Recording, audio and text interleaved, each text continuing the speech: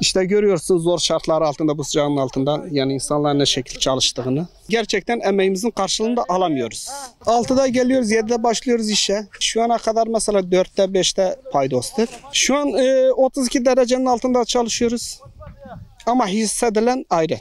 Yani normal termometreler 32 dereceyi gösteriyor. Yani insanlar çalışıyor, zorlanıyorlar. Sadece su içiyorlar. Yemek falan da yemiyorlar sıcaktan dolayı.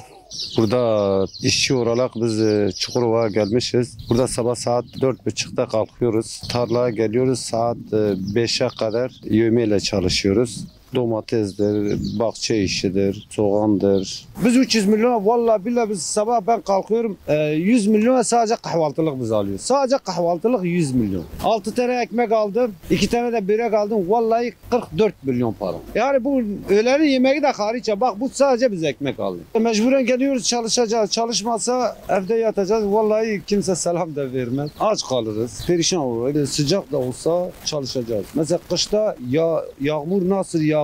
Biz yine mesela bahçelerden ha babam şimdi mecburen yapacağız. Sezon 15-20 gündür sezona başlamışız. Allah kolaylaştırıyor, yardım ediyor abi. Ekmek parası. Sabah 4'te kalkıyor. 12-15 araba yüklüyor. Akşam 9-10 gibi gidiyoruz Adana'ya. 35 kişiyiz. 2 gruba ayrılmışız. 15 kişi buradayız. Diğer ekip de ayrı gitmiş. Yani nasıl diyelim 12-12 yıldır falan uğraşıyoruz bu işle. Artık bizim için kolay yani. 2-3-4 ay sürüyor bu sezon. Adana bitti mi Konya'ya gidiyoruz. Konya'dan sonra Muş başlıyor. Yılın 12 ayı dönüyor. Adana 40'ı buluyor. Adana daha sıcak oluyor. Ona rağmen devam ediyoruz. Çalışıyoruz. Zordur abi. Emek vermeden yemek olmuyor. Zordur yani. Ama alışıyorsun. Mecburen yapacak bir şey yok. Ekmek davası. Çalışıyorsun. Bazen gölgeye gidiyoruz. Bazen güneşte. Öyle mecburen bir şekil çalışıyoruz. Tabii illaki zor. Güneş neticede 35-40 dereceyi bazen buluyor. Sıcaktır. Zor olur.